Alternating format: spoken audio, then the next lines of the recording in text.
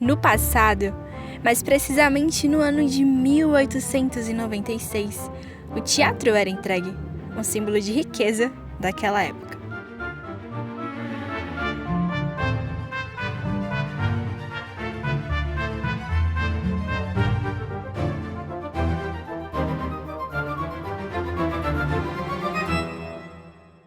Repleto de artefatos luxuosos, o teatro nos relembra do tempo áureo da borracha, uma época que simbolizava a economia e estabilidade da nossa região.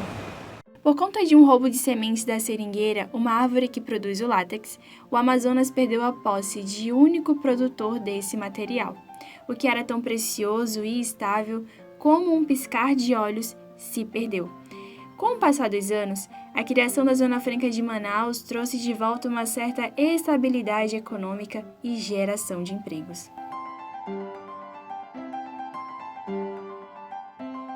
E por muitos anos, a Zona Franca movimenta a economia de nossa região.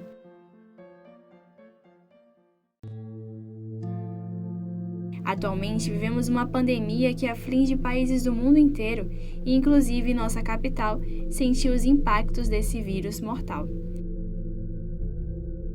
Mas será que existem alternativas que vão ajudar a economia da nossa região a crescer ainda mais? Veja agora nessa reportagem ideias e projetos que vão ajudar a economia a melhorar, baseada no estudo feito pelo Instituto Escolhas.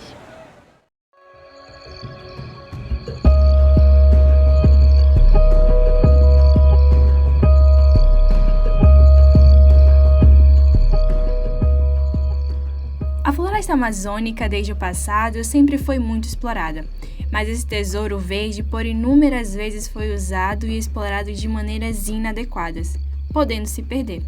Como aproveitar essa riqueza de uma maneira sustentável? Sérgio Leitão, diretor executivo do Instituto Escolhas, nos conta uma das ideias para a exploração ecológica sem agressão a esse tesouro tão fascinante.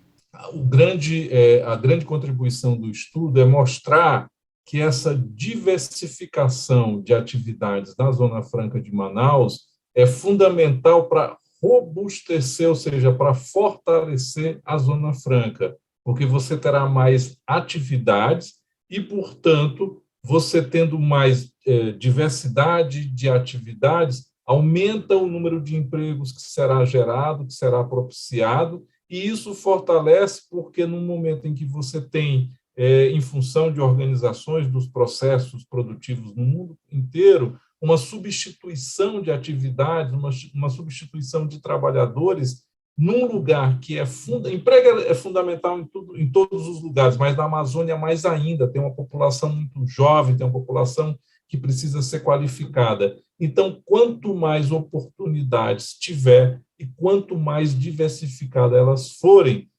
mais chance de emprego as pessoas terão. Então, acho que a primeira questão que o estudo mostra não é acabar com a Zona Franca, é tornar a Zona Franca mais forte, mais diversificada, para que ela possa propiciar mais empregos. E é isso que a gente mostrou, uma Zona Franca com atividades ligadas à floresta, aos insumos que estão na Amazônia, no Amazonas, vão tornar esses empregos ainda mais possíveis de acontecerem.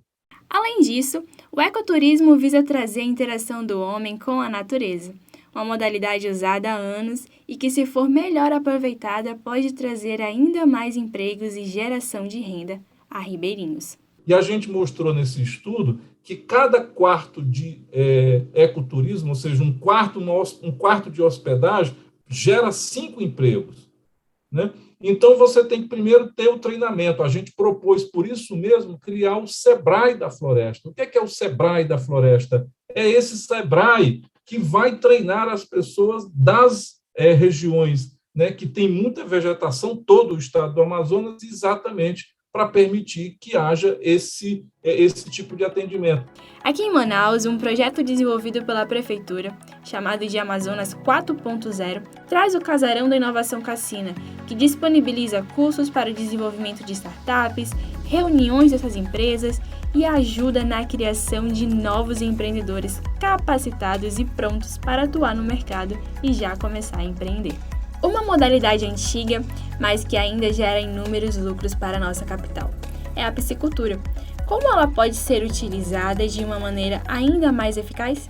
O que a piscicultura precisa para fazer acontecer? Primeiro, a questão da energia. Por isso que o Instituto Escolhas fez um estudo mostrando que tem um potencial imenso de geração de energia a partir do biogás nos estados amazônicos, no estado do Amazonas, exatamente para fazer, né, o beneficiamento e o aproveitamento pela piscicultura. Porque não dá para criar peixe se você não tiver energia. Porque na hora que você tiver ali o tanque, 2 minutos que der uma queda de luz, toda a tua produção, todo o teu trabalho de um ano foi perdido, porque aquilo que se chama o aeramento, né, dos tanques, que é ali o oxigênio, vai ficar perdido.